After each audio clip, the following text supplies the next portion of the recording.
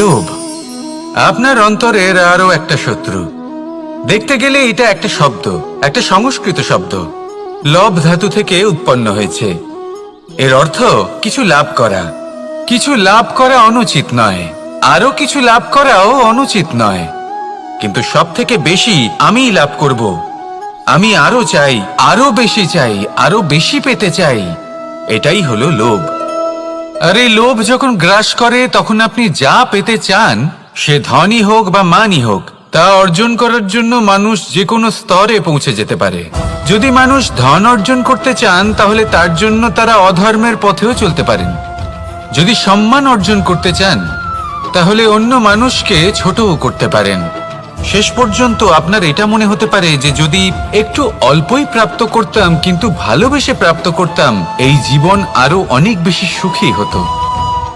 লোভ আপনার জীবনে, আপনার মনে কখন যে প্রবেশ করবে সেটা আপনি জানতেও পারবেন না। তাই এটা চিনতে শিখুন আর তৎক্ষণাৎ জীবন থেকে বাইরে ফেলে দিন। যা কিছু লাভ করতে চান তা ভালোবেসে লাভ করুন, আর সেই ভালোবাসার সাথেই বলুন রাধা রাধা রাধা রাধা।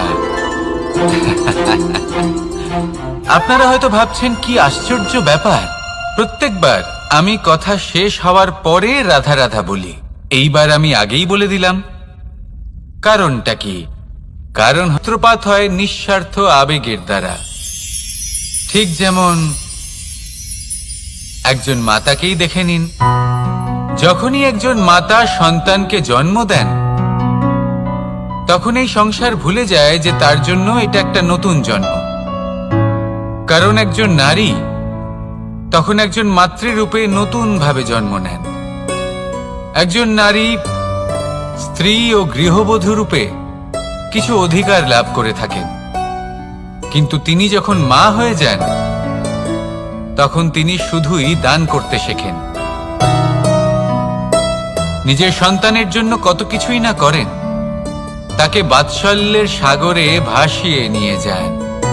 এই সংসারে রাজকুমার জন্ম নিতেই পারেন, তাকে রাম এবং লক্ষণ কিন্তু মায়েরাই বানিয়ে তোলেন। একজন গোয়ালা জন্ম নেয়, তাকে দ্বারকাধীশ একজন মাই বানিয়ে তোলেন। পিতা হলেন সেই পর্বত যার একটা অংশ হলো তার সন্তান, কিন্তু মা হলেন সেই শিল্পী যিনি একটা পাথরকে খোদাই করে এমন এক মূর্তি গড়ে তোলেন যাকে সকলে পূজনীয় মনে করেন। তাহলে স্মরণ করুন সেই সকল মুহূর্ত যেগুলি আপনি নিজের মাতার সাথে অতিবাহিত করেছেন। অনুভব করতে পারবেন যে কিভাবে এক মুহূর্তেই এই মন প্রফুল্ল হয়ে ওঠে। এবারের কারণ কি? এর কারণ হলো এই জীবনের আসল দ্বারই হলো মমতা।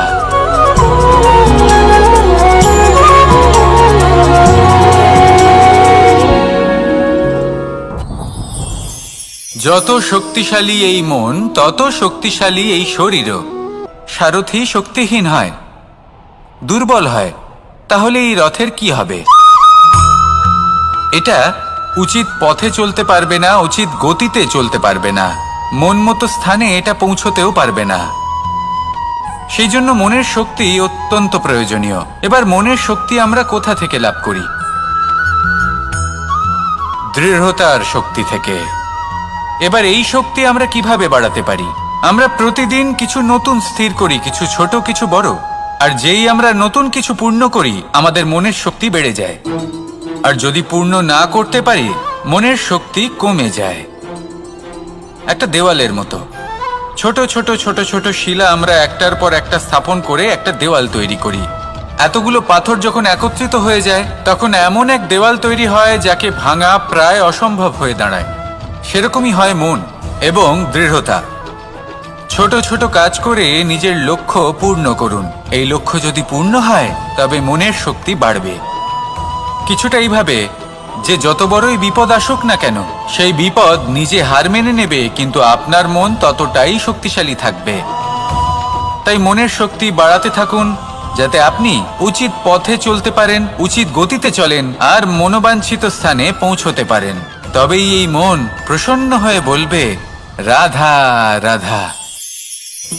আমি রাধাকে ভালোবাসি, আর এই কথাটা সমগ্র সংসার জানে। আর সময় অন্তরে লীলার দ্বারা, বিভিন্ন ঘটনা দ্বারা, কর্মের দ্বারা আমি নিজের এই ভালোবাসা রাধার সামনে প্রকাশ করি। এবার আপনি বলবেন, এসবের কি প্রয়োজন? রাধা কি এই কথা জানে না যে কৃষ্ণ তাকে কতটা ভালোবাসে? অবশ্যই জানে, কিন্তু এই যে ভালোবাসা, তা মনে রেখে দেওয়ার জন্য নয়, তা প্রকাশ করার জন্য। আর বারংবার এই ভালোবাসাকে প্রকাশ করা উচিত, উচিত সময় এবং উচিত সুযোগ দেখে। কিরকম? এবার যদি আপনি প্রেমীর সাথে কোনো উৎসবে থাকেন, তাহলে তার সাথে নৃত্য সঙ্গীত করুন। যদি ভিড়ের মাঝে থাকেন, তখন প্রেমীকে সম্মান করুন, একান্তে প্রসাধন করুন। দুঃখের সময় তার হাত ধরে থাকুন, সুখের সময় আলিঙ্গন করে রাখুন। এই প্রেম যত প্রকাশ করবেন, ততই এই প্রেমের বৃদ্ধি হবে। এই প্রেম আরো বেশি গভীর হবে, অটুট হবে। তাই এই প্রেমকে মনে নয়, আপনার জীবনে স্থান দিন। মন খুলে প্রকাশ করুন, আর আমার সাথে ভালোবেসে বলুন, রাধা রাধা। গুরুত্বপূর্ণ একটা কথা আছে যা আপনার মনে রাখা উচিত। আপনার এই মানসিকতা, আপনার এই স্বপ্ন, তা যেন আপনার নিয়ন্ত্রণে থাকে। আপনার বন্ধ মুঠোয় যেন এর লাগাম থাকে, আপনি যেন এর প্রভু হন। যদি তা হয়, তবেই আপনি লাভবান হবেন। যদি এরা আপনাকে নিয়ন্ত্রণ করতে থাকে, যদি আপনার মুঠো খুলে যায়, না পথ আপনার নিয়ন্ত্রণে থাকবে, না মানসিকতা থাকবে, না স্বপ্ন নিয়ন্ত্রণে থাকবে। আর যদি তাই হয়, তাহলে আপনি আপনার ভবিষ্যৎ নষ্ট করে ফেলবেন। তাই নিয়ন্ত্রণ করতে শিখুন নিজের বিচার বুদ্ধি, নিজের মানসিকতা, নিজের স্বপ্নকে। নিজের এই স্বপ্ন পূরণ করুন, আর আমার সাথে ভালোবেসে বলুন, রাধা রাধা। আমার কাছে যশোদা মা যেমন, আমার কাছে দেবকী মা যেমন, আমার কাছে ঠিক তেমনই হলেন গোমাতা। এবার ভেবে দেখার বিষয় হলো এটা, যে এই সংসারে অসংখ্য প্রাণী আছে। একজন গাইকে একজন মায়ের মর্যাদা কেন দেওয়া হয়? তাহলে এর অনেকগুলো কারণ আছে। এই গাই অর্থাৎ গোমাতা, এনারা হলেন অত্যন্ত শান্ত, শান্তি প্রিয়, কখনো কারোর কোনো ক্ষতি করতেই পারেন না। গোমাতা যে দুধ নিজের বাছুরকে পান করান, সেই দুধই আমাদেরও দেন। সেই দুধ পান করে আমরা শক্তি লাভ করি। এই দুধ থেকে আমরা মাখন, ঘি, পায়েস, এইসব সুস্বাদু খাবার লাভ করি। গোমাতার গোবর আমাদের জ্বালানি হিসেবে সাহায্য করে, যার ফলে খুব কম সংখ্যক কাঠ ব্যবহার করা যায় এবং বেশিরভাগ জঙ্গল সুরক্ষিত থাকে। গোমাতার গোমূত্র, সেটাও আমাদের কাছে লাভজনক। এর দ্বারা আমরা অনেক রোগ থেকে মুক্তি লাভ করতে পারি। গোমাতা যখন একটি বাছুরকে জন্ম দেন, তখন সেই বড় হয়ে আমাদের ক্ষেত কর্ষণ করে। সেই জন্য গাইকেও জীবনে মায়ের মর্যাদা দেবেন। যতটা সম্ভব তাকে সেবা করুন এবং ভালোবেসে তাকে পালন করুন। এই মন নিজে থেকেই প্রসন্ন হয়ে বলবে, রাধা রাধা। চলতে থাকা, থেমে যাওয়া, বিশ্রাম নেওয়া, তারপর দম নিয়ে পুনরায় দাঁড়িয়ে পড়া, আর তারপর আবার সেই পথ চলা। এটা জীবনের অভিন্ন এক অঙ্গ, এটার থেকে আপনি পালাতে পারবেন না। কিন্তু এই অঙ্গকে আপনি নিজের জীবনে কিভাবে প্রয়োগ করবেন, কিভাবে তাকে কাজে লাগাবেন, সেই সিদ্ধান্ত আপনাকে নিতে হবে। যারা হেরে যান তারাও জীবনে থমকে যান, আবার যারা জেতেন তারাও দাঁড়িয়ে পড়েন। যারা হেরে যান তারা হাঁপিয়ে দাঁড়িয়ে পড়েন, যারা জিতে যান তারা দাঁড়িয়ে পড়েন সেই সর্বোচ্চ স্তরে পৌঁছে গিয়ে। এবার দাঁড়াতে তো আপনাকে হবেই, তা হতেই হবে। কিন্তু কখন, কিভাবে দাঁড়াবেন, ক্লান্ত হয়ে নাকি সর্বোচ্চ স্তরে পৌঁছে গিয়ে, সেই সিদ্ধান্ত আপনার। অবশ্যই দাঁড়িয়ে পড়ুন, কিন্তু ক্লান্ত হয়ে নয়, কারণ আপনাকে পুনরায় দাঁড়িয়ে পড়তে হবে, পুনরায় যাত্রাপথে এগোতে হবে এবং সর্বোচ্চ স্তরে পৌঁছতেই হবে। রাধা রাধা। স্বপ্ন, আমরা জীবনে স্বপ্ন দেখতে থাকি। সেটা পূরণ করার পূর্ণ প্রয়াস করে থাকি। কিন্তু এই স্বপ্ন পূরণ না হওয়ার পরিস্থিতিতে আমরা ভেঙে পড়ি, ছিন্ন বিচ্ছিন্ন হই। আর তারপরেই বোঝা আমরা আগামী প্রজন্মের ওপর রীতিমতো চাপিয়ে দিই। আমরা এটাই মনে করি যে আমরা যেটা হতে পারিনি সেটা আমাদের সন্তান অবশ্যই হবে। আমরা যা কখনো পাইনি আমাদের সন্তান অবশ্যই তা পাবে। এটা যে অনুচিত সেটা আমরা ভাবি না, কিন্তু এটা ভুল। আর এই ভুল আমরা সকলেই করে থাকি। সন্তান প্রকৃতি আর পরমাত্মার আশীর্বাদ। ওদের ভেতরে তাদের নিজের একটা অস্তিত্ব লুকিয়ে থাকে, সেটা মন দিয়ে দেখুন তো। আপনি শুধু ওই সন্তানকে জন্ম দিয়েছেন, কিন্তু ওর জীবন আপনার নয়। তাই নিজের সন্তানের সাথে থাকুন, সময় কাটান, ওদেরকে ভালোবাসুন, সব সময় প্রেরণা দিন। কিন্তু প্রেরণা দিন ওর নিজের অস্তিত্বকে বাড়ানোর জন্য, ওর নিজের স্বপ্ন পূরণ করার জন্য, আপনার স্বপ্ন পূরণ করার জন্য নয়। ওদের অস্তিত্বকে পূর্ণাঙ্গে বৃদ্ধি পেতে দিন। রাধা রাধা। এই পুকুর দেখছেন আপনি? পুকুরের জল কখনো প্রবাহিত হয় না, একই স্থানে জমে থাকে। আর সেই কারণে কিছুদিন পর ময়লা হতে শুরু করে। কিন্তু তাও আমরা একে ত্যাগ করি না, আমরা তবুও একে পুজো করি। শুধুমাত্র এই কারণে নয় যে অতীতে সে আমাদের তৃষ্ণা মিটিয়েছে, কিন্তু এই কারণেও যে যদিও বা সে ভবিষ্যতে আমাদের তৃষ্ণা না মেটায়, কিন্তু প্রয়োজন হলে আগুন অবশ্যই নেভাতে পারে। ঠিক সেই রকমই হয় আমাদের সম্পর্ক।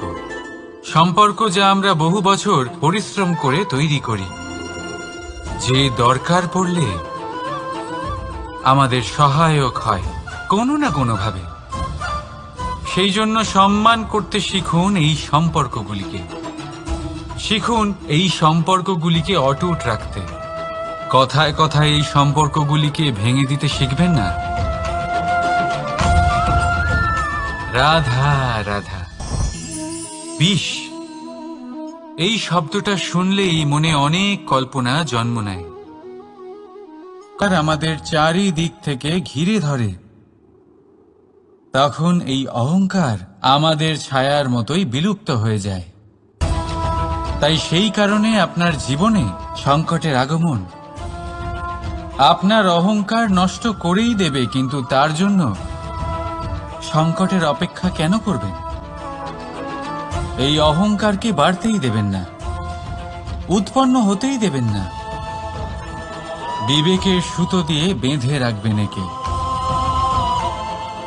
দেখুন, আমি শ্রেষ্ঠ, এটা বিশ্বাস করতে কোনো আপত্তি নেই। কিন্তু শুধুমাত্র আমি শ্রেষ্ঠ, আর কেউ নয়। এ আত্মসম্মান নয়, এ হলো অহংকার। আর অহংকার আর কিছুই নয়, শুধু পতনের দিকে প্রথম পদক্ষেপ। আর এই জীবনে পতনের দিকে নয়, প্রেমের দিকে এগিয়ে যান। আর আমার সাথে ভালোবেসে বলুন, রাধা রাধা। আপনি কি কখনো ফলে ফুলে পরিপূর্ণ বৃক্ষ দেখেছেন? তার ডালগুলো কিরকম স্বাধীনভাবে বেড়ে ওঠে। কিন্তু যদি এই ডালগুলো মূলের সাথে ঠিকভাবে যুক্ত না থাকে, সেই বৃক্ষের মূলগুলি গভীর না হয়, তাহলে কি হবে? তাহলে কি সে সেই সব সুবিধা পাবে? কখনোই নয়। সেই বৃক্ষের ডাল পড়ে যাবে, সেই বৃক্ষ ভূমিষ্ঠ হয়ে যাবে। ঠিক সেইভাবেই চিন্তাভাবনার স্বাধীনতার আনন্দ আপনি তখনই আস্বাদন করবেন যখন আপনার শিক্ষা গভীর হবে।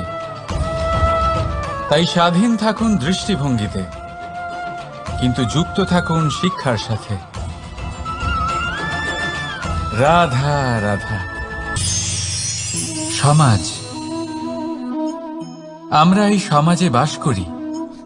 আর বহুবার একটা গুরুত্বপূর্ণ কথা ভুলে যাই। এই সমাজ আমরা সকলে মিলে তৈরি করি। সমস্ত সময় কাটিয়ে দিই এইটা ভাবতে ভাবতে যে এই সমাজ কি ভাববে, আমার কি করা উচিত, আমার কি ভাবা উচিত, কি পড়া উচিত, কোনটা সঠিক কোনটা ভুল। যদি আমি এটা করি তাহলে কয়েকজনের এটা মনে হবে না তো যে আমি খারাপ, যখন আমি তা নই। মনে ভয় উৎপন্ন হয় সেই কয়েকজন মানুষের জন্য। তার কারণ হলো আমরা আমাদের মনের কথা শুনতে পাই না, না শুনতে পাই, না বলতে পারি, আর না করতে পারি। সেই কয়েকজন মানুষের ভয় আমরা খারাপের বিরোধিতা করা ছেড়ে দিই। কিন্তু কখনো নিজেকে জিজ্ঞেস করুন, শেষ পর্যন্ত কারা এই কয়েকজন মানুষ?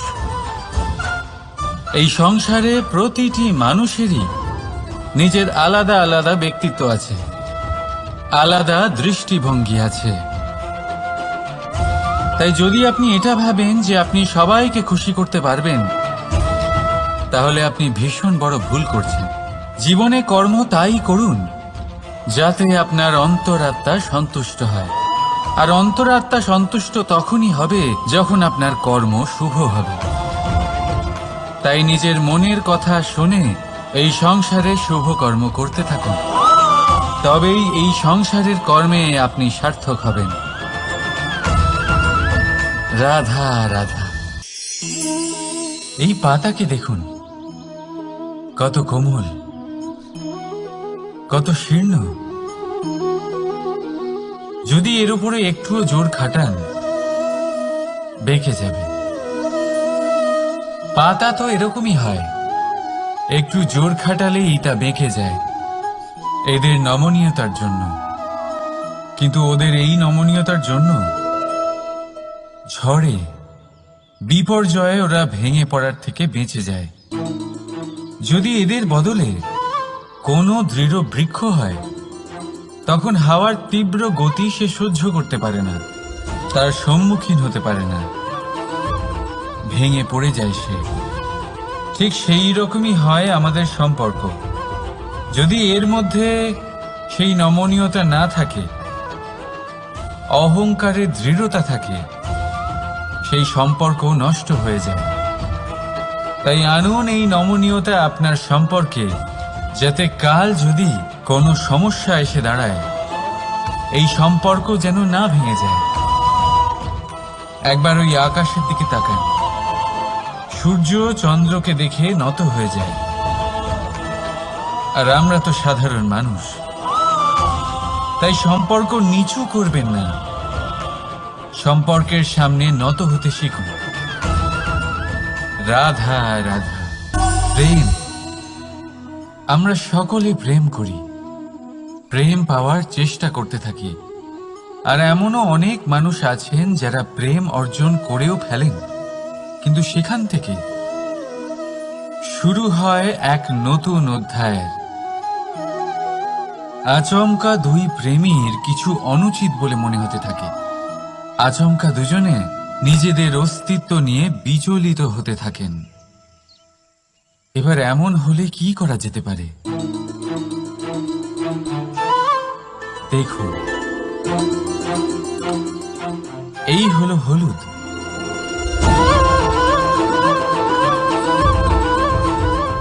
আর এই হলো চুন।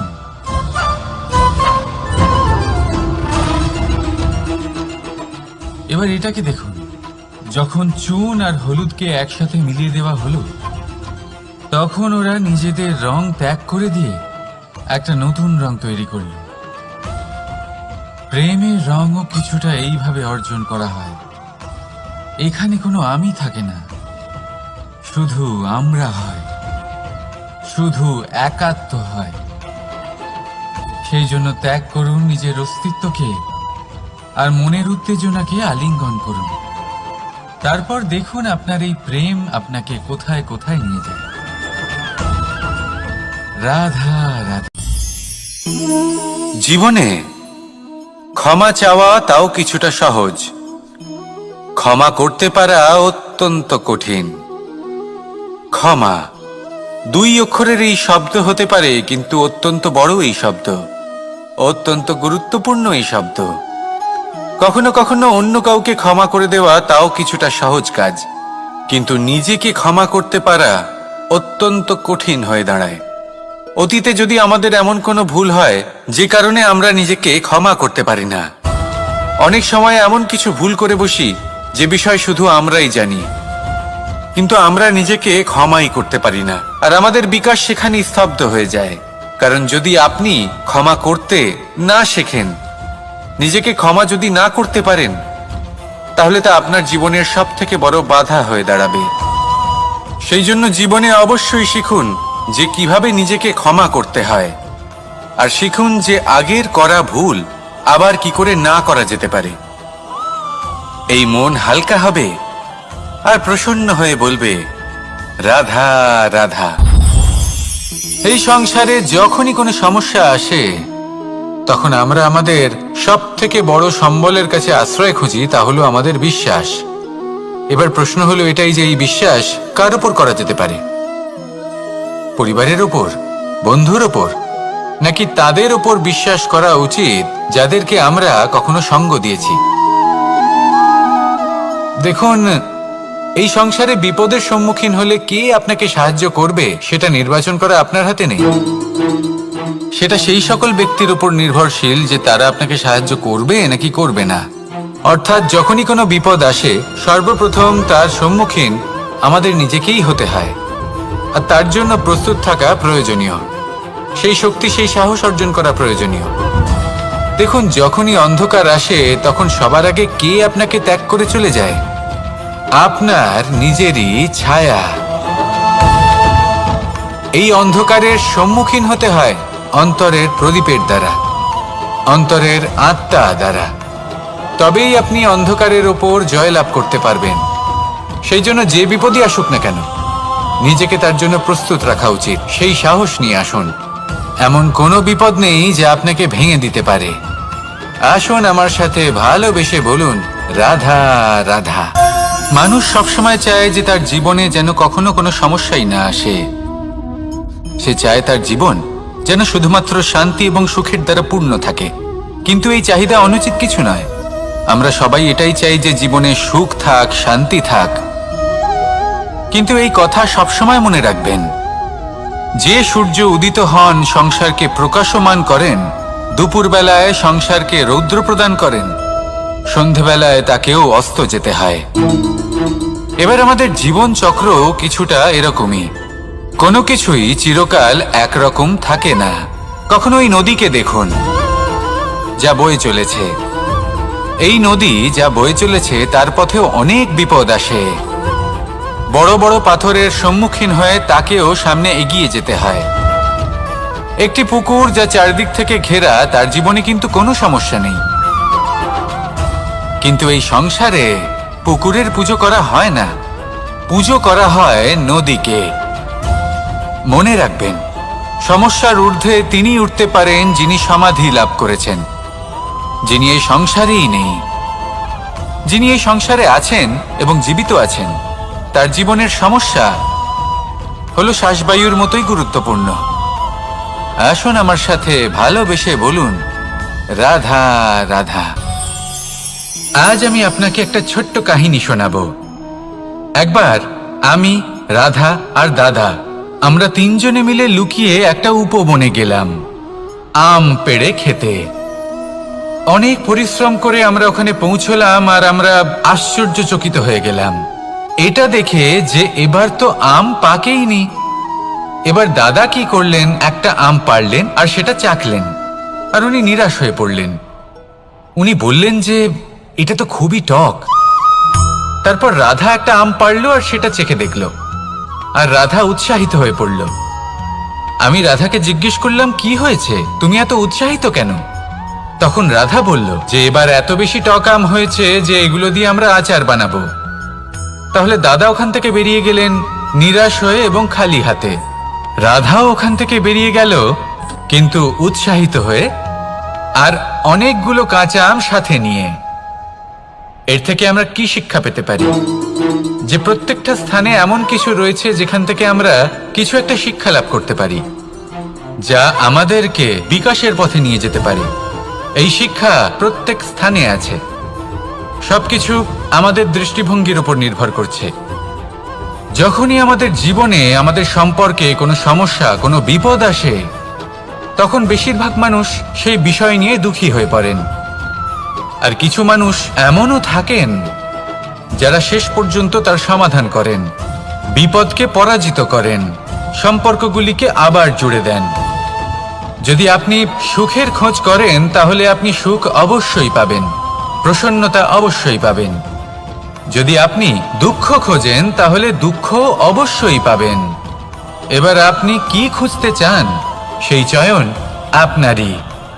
আসুন আর আমার সাথে ভালোবেসে বলুন, রাধা রাধা। কখনো কোনো প্রজাপতিকে উড়তে দেখেছেন? কি সুন্দর উড়ে বেড়ায় সে, এক ফুল থেকে অন্য ফুলে, এক পাতা থেকে অন্য পাতার উপর। কিন্তু সে কিভাবে উড়তে শেখে কখনো ভেবেছেন? জন্ম থেকেই কিন্তু প্রজাপতির ডানা থাকে না। ও কিন্তু ছোট্ট একটা ডিমের আকারে জন্ম লাভ করে। তারপর সেই ডিমটি ভেঙে একটি কীট বাইরে আসে। আস্তে আস্তে সে বড় হয়, ওর শক্তি বৃদ্ধি পায়। তারপর সে সেই কীট দশা ত্যাগ করে নিজের ডানাগুলি মেলে। এই প্রক্রিয়া তার কাছে সরল নয়, অত্যন্ত যন্ত্রণাদায়ক প্রক্রিয়া, কিন্তু সে সেই যন্ত্রণা মেনে নেয়। আর তারপর আস্তে আস্তে সে উড়তে শেখে। শুধুমাত্র আকাশে উড়ে বেড়ায় তা নয়, আমাদের মনের মাঝে উড়ে বেড়ায়। এবার এই ডিম থেকে প্রজাপতি হয়ে ওঠার যে যাত্রা, এটা যতটা কঠিন, ততটাই কঠিন হয় এই সংসারে শ্রেষ্ঠ কর্ম করা, ততটাই কঠিন হয় এই সংসারে মহান হয়ে ওঠা। সেই জন্য প্রয়োজনীয় প্রচেষ্টা এবং সময়। নিরন্তর প্রচেষ্টা করতে থাকুন, পর্যাপ্ত সময় নিন, এবং আপনি নিজেকে এই আকাশে উড়ন্ত অবস্থায় পাবেন। আসুন আমার সাথে ভালোবেসে বলুন, রাধা রাধা। তৃতীয় পুরুষার্থ। এবার অধিকাংশ মানুষই কাম বলতে বিলাসিতা, বাসনা, লালসা মনে করে ফেলে। আসলে এমন কিছুই নয়। কামের বাস্তবিক অর্থ কি? কামের বাস্তবিক অর্থ হল কামনা। প্রতিটা ব্যক্তি, প্রতিটা মানুষ, প্রতিটা জীব এই সংসারে কোনো না কোনো বিশেষ কারণে আসে। সেই কারণকে পূর্ণ করার জন্য কর্ম করাকে কাম বলে। এখন সেটা সবার জন্য ভিন্ন হতে পারে। কারোর কাছে সেটা জ্ঞান অর্জন করা হতে পারে, আবার কারোর কাছে নির্মাণ করা হতে পারে। কারোর জন্য পরিবারকে সঞ্চালন করা হতে পারে, আবার কারোর জন্য এই সংসার থেকে পাপ দূর করা হতে পারে। কিন্তু সবথেকে গুরুত্বপূর্ণ হলো যে মানুষ যেন নিজের কর্ম ঠিক করে করে, সম্পূর্ণ যত্ন নিয়ে করে। তৃতীয় পুরুষার্থ মানে এই কাম। এটার অনুচিত অর্থ নিজেকে বোঝানো মানেই সমগ্র জীবনকে অর্থহীন করে দেওয়া। তাই প্রেম দ্বারা আপনার এই সংসারে আসার কারণটাকে অনুসন্ধান করুন, আর এই প্রেমের সাথেই বলুন, রাধা রাধা। এবার এই পুরুষার্থের বিষয়ে আপনারা অবশ্যই শুনেছেন, মোক্ষ, চতুর্থ পুরুষার্থ। আপনারা কি জানেন এই মোক্ষ আসলে কি? ধর্ম, অর্থ, কামনার পালন করতে করতে মৃত্যু লাভ করা, এটাই কি মোক্ষ? না, মোক্ষ হলো সেটাই যা জন্ম এবং মৃত্যুর ঊর্ধ্বে। প্রত্যেক ব্যক্তি, প্রত্যেক জীবই সংসারে কোনো না কোনো বিশেষ প্রয়োজনে আসে। ধর্মপথে, সৎপথে অর্থ উপার্জন করা, প্রয়োজনকে পূর্ণ করার চেষ্টা করতে করতে সেই প্রয়োজনকে পূর্ণ করা তাকে মুক্তির পথে নিয়ে যায়, যা হলো মোক্ষ। যদি এই মোক্ষ লাভ না হয় তাহলে মানুষ জন্ম এবং মৃত্যুর এই চক্রে বারবার ফিরে আসবে। তাই নিঃস্বার্থভাবে সদ্ভাব নিয়ে কর্ম করুন, সকলকে ভালোবাসুন, আর আমার সাথে বলুন, রাধা রাধা। মানুষ বড়ই বিচিত্র প্রাণী। অধিক থেকে অধিকতর ধন লাভ করার চেষ্টায় নিজের শরীরকে নষ্ট করে ফেলেন। নিজের শক্তি হারিয়ে ফেলেন, নিজের সামর্থ্য হারিয়ে ফেলেন। আর যে ধন লাভ করেন সেটা কোথায় যায়? সেই শক্তি, সেই সামর্থ্যকে আবার ফিরে পাওয়ার জন্য। আর কিছু মানুষ জীবন এমনভাবে যাপন করেন যেন তা কখনোই শেষ হবে না, কিন্তু শেষ তো সবারই হবে।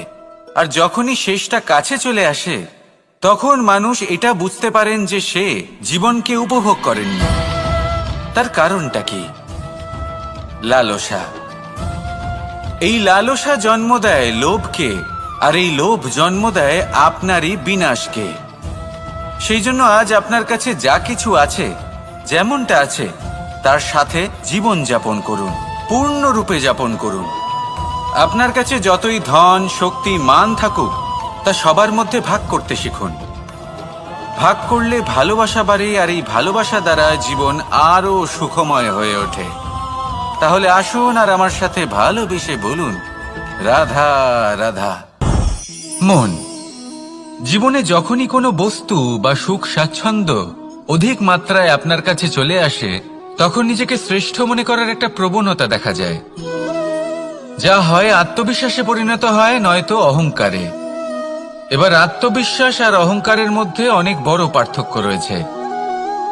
আমি এটা করতে পারি, আমি ওটাও করতে পারি, এ হলো আত্মবিশ্বাস। শুধুমাত্র আমি এটা করতে পারি, শুধুমাত্র আমি ওটাও করতে পারি, আমি হলাম সর্বশ্রেষ্ঠ, এটা হলো অহংকার। এবার এই অহংকার এর ধ্বনি অনেক দূর প্রবাহিত হয়, আর এর প্রহার সর্বপ্রথম আপনাকে বিপর্যস্ত করে। এবার এই অহংকার এর বিপরীত শব্দ হলো বিনয়, অর্থাৎ নিজের ঊর্ধ্বে উঠে অন্যের বিষয় ভাবনা চিন্তা করা, সংসারের বিষয়ে ভাবা। এই বিনয়ী হবার চেষ্টা করুন, একের থেকে অনেক হওয়ার চেষ্টা করুন এবং একসাথে থাকার চেষ্টা করুন। নিশ্চিত রূপেই আপনি বিকাশের কারণ হবেন। মত্ততা থেকে নিজেকে দূরে রাখুন, অহংকার থেকে নিজেকে দূরে রাখুন। এই মন প্রসন্ন হয়ে বলবে, রাধা রাধা। জীবনে যখন কোনো ব্যক্তি নিজের লক্ষ্য প্রাপ্তির জন্য নিরন্তর পরিশ্রম করতে থাকেন, চেষ্টা করতে থাকেন, তখন তিনি কষ্ট অনুভব করেন, কখনো শারীরিক কষ্ট, কখনো মানসিক কষ্ট। এবার উনি এটা ভাবতে থাকেন যে আমি কি উচিত করছি নাকি অনুচিত করছি। কারণ অন্যদিকে এমন একজন ব্যক্তিও আছেন যিনি একদমই পরিশ্রম, চেষ্টা করছেন না। তিনি মদিরা পান করেন, বিলাসিতায় জীবন কাটান, অলস প্রকৃতির হয়ে ওঠেন, নিদ্রাতে বিলীন হয়ে থাকেন আর ভাবেন যে তিনি সুখ লাভ করছেন। কিন্তু এরকম কেন হয়? কারণ যখন আমরা সৎ পথে থাকি, উচিত পথে চলি, লক্ষ্য প্রাপ্ত করার জন্য চেষ্টা করতে থাকি, তখন আমাদের ভেতরে থাকা নেতিবাচক শক্তি এবং পাপ এই দেহকে ত্যাগ করে দেয়। আর এই অনুভূতিটাই আমাদের দুঃখের অনুভূতি দেয়, কষ্ট দেয়। এবার সেখানে যদি আমরা কুপথে চলি, অনুচিত পথে চলতে থাকি, তাহলে আমাদের ভেতরে থাকা পুণ্য এবং ধনাত্মক শক্তি আমাদের দেহ ত্যাগ করে দেয়। আর এই অনুভূতির কারণেই আমরা সুখ অনুভব করি। কিন্তু কখনো ভাববেন যে এই সুখ বেশি সময় পর্যন্ত থাকে না। সেই জন্য সবসময় মনে রাখবেন, যদি আপনি জানেন যে এটাই আপনার লক্ষ্য, এটাই উচিত পথ, শুভ পথ, তাতে নিরন্তরভাবে এগিয়ে যেতে চেষ্টা করতে থাকুন। এই কষ্ট আপনাকে সুখের পরাকাষ্ঠায় কখন পৌঁছে দেবে তা আপনি জানতেই পারবেন না। আসুন আমার সাথে ভালোবেসে বলুন, রাধা রাধা। ঈর্ষা আমাদেরই মনে বসবাস করা আরো একটা শত্রু। তবে এই শত্রু কখনো কখনো আমাদের জন্য লাভদায়কও হতে পারে, কিন্তু যদি আমরা সতর্ক না থাকি তাহলে সেটা ততটাই ঘাতক হয়ে উঠতে পারে। যদি আপনার কোনো প্রতিদ্বন্দ্বী থেকে থাকে যে এগিয়ে চলেছে, তাকে দেখে আপনার মনে ঈর্ষা উৎপন্ন হয়, আর ঈর্ষাবশত আপনি নিরন্তর চেষ্টা করতে থাকেন, পরিশ্রম করতে থাকেন সামনে এগোনোর জন্য, তাহলে তার দ্বারা আপনার বিকাশই হবে। কিন্তু যদি আপনি নিজের বিরোধীকে শেষ করতে দেওয়ার জন্য অগ্রসর হন, তাকে বিনাশ করার জন্য অগ্রসর হন, তাহলে এই ঈর্ষা প্রথমে আপনার বিনাশ অবশ্যই করবে। একটা কথা আছে, এটা পশু প্রবৃত্তি। আপনি শুধুই নিজের বিকাশের কথা ভাববেন। তিনিই হলেন প্রকৃত মানুষ, যিনি অন্য মানুষের জন্য প্রাণও দিতে পারেন। এই ঈর্ষা যদি আপনাকে বিকাশের পথে নিয়ে যেতে পারে তাহলে খুবই ভালো। যদি আপনাকে অন্য কাউকে বিনাশ করে দেওয়ার পথে অগ্রসর করে তাহলে তার থেকে দূরে থাকাই ভালো। যেমন ধরুন, আপনার কাছে একটা সূচ আছে যার দ্বারা আপনি ছেঁড়া কাপড়ও সেলাই করতে পারবেন বা অন্য কারোর পাত্রে ছিদ্রও করে দিতে পারবেন। আপনি কি চাইবেন, নিজের বিকাশ নাকি অন্য কারোর বিনাশ? সিদ্ধান্ত আপনারই। আসুন আর আমার সাথে ভালোবেসে বলুন, রাধা রাধা।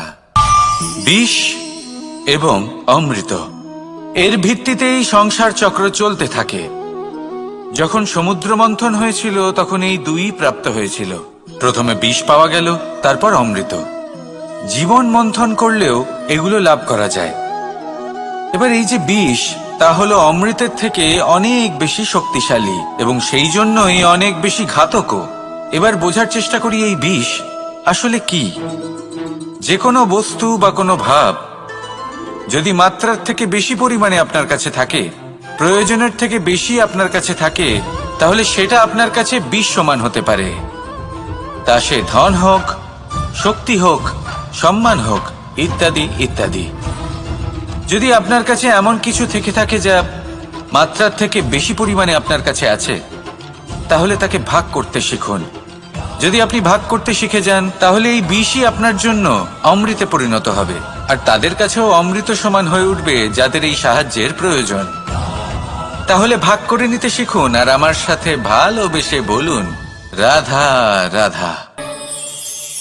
কোনো বাড়িতে, কোনো পরিবারে যখন কারোর জন্ম হয় তখন তা কত সুখের মুহূর্ত হয়।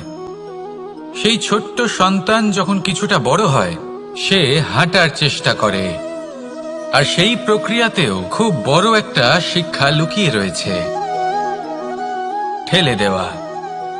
যখন আপনি হাঁটতে চান, সামনে এগোতে চান, তখন আপনি কি করেন? নিজের পায়ের তলার যে মাটি তাকে আপনি পেছনে ঠেলে দেন। ব্যাস, এই একই জিনিস তো জীবনেও শিখতে হবে। এবার যদি আপনি জ্ঞানের পথে অগ্রসর হতে চান তাহলে অজ্ঞানতাকে পেছনে সরিয়ে দিতে হবে। যদি আপনি প্রকাশের দিকে এগোতে চান তাহলে অন্ধকারকে পেছনে সরিয়ে দিতে হবে। যদি আপনি ভবিষ্যতে সফল হতে চান তাহলে অতীতের যে অসফলতাগুলিকে পেছনে সরিয়ে দিতে হবে। যে জল বইতে বইতে থেমে যায় তাকে আমরা নালা বলে থাকি, তার থেকে দুর্গন্ধ বের হয়। কিন্তু যে জল বইতেই থাকে তাকেই আমরা পবিত্র জল বলি। তাহলে আপনিও কর্ম করতে থাকুন, কখনো থামবেন না। আর আমার সাথে ভালোবেসে বলুন, রাধা রাধা। যোগাসন। যোগাসনে আসন অত্যন্ত গুরুত্বপূর্ণ। এবার আমি বলবো সবথেকে শ্রেষ্ঠ আসন কোনটি। আশ্বাস। নিজেকে আশ্বস্ত করতে থাকুন যে আমি আছি, সব ঠিক হবে, যা হচ্ছে ভালোর জন্য হচ্ছে। এই আশ্বাস আপনাকে জীবনে এমন ধনাত্মক বিশ্বাস দেবে যে আপনি বড় বড় সমস্যার সমাধান করতে পারবেন। এবার যদি কথা বলি সবথেকে কঠিন সময়ের, তাহলে সেটা হলো বিচ্ছেদের। যা মা সীতাকে সহ্য করতে হয়েছে শ্রীরামের জন্য, রাধা কৃষ্ণকেও সহ্য করতে হয়েছে। যে ব্যক্তি বিচ্ছেদের সময় সঠিক পথে চলে এসেছে সে জীবনে অনেক শ্রেষ্ঠ স্থানে অবশ্যই পৌঁছতে পারবে। এবার যদি কথা বলি সবথেকে জরুরি এবং গুরুত্বপূর্ণ সময়ের, তাহলে সেটা হলো সংযোগ। সকলকে সাহায্য করতে থাকুন। আপনি অন্যদের সাহায্য করে তাদের যত আনন্দ দিতে পারবেন ততটাই আনন্দ আপনারও জীবনে অবশ্যই আসবে। আসুন আর আমার সাথে ভালোবেসে বলুন, রাধা রাধা। কামবোধ, এটাই আপনার অন্তরের প্রথম শত্রু। বেশিরভাগ মানুষই কামবোধ বলতে লালসা বোঝেন, কিন্তু এটা সম্পূর্ণ সত্য নয়। কামের আসল অর্থ হল কামনা। এটা খুবই সহজ ব্যাপার। মনুষ্য শরীর থাকলে, মানুষের মন থাকলে এই কামনা অবশ্যই থাকবে। এবার এটাই দেখতে হবে যে এই কামনা নেতিবাচক কামনা নাকি ইতিবাচক কামনা। অন্য কারোর জিনিসে নজর দেওয়া, অন্য কোনো মানুষের উপর নজর দেওয়া, কোনো অনুচিত বস্তুর দিকে নজর দেওয়া, এই নেতিবাচক কামনা। আর এই দুষ্কামনা মানুষকে দিয়ে অপকর্ম করাবেই করাবে। তাই মনে রাখবেন, যে ব্যক্তি নিজের কামনাকে নিয়ন্ত্রণে রাখতে পারেন তিনি সঠিক পথেও থাকেন, সঠিক লক্ষ্যে পৌঁছতেও পারেন। যিনি কামনা নিয়ন্ত্রণে রাখতে পারেন না তিনি তার পথও হারিয়ে ফেলেন এবং লক্ষ্যচ্যুতও হন। তাই মনে রাখবেন, নিজের কামনাগুলিকে নিয়ন্ত্রণে রাখুন। কাম নামক এই শত্রুর ওপর বিজয় লাভ করুন। আর আমার সাথে ভালোবেসে বলুন, রাধা রাধা।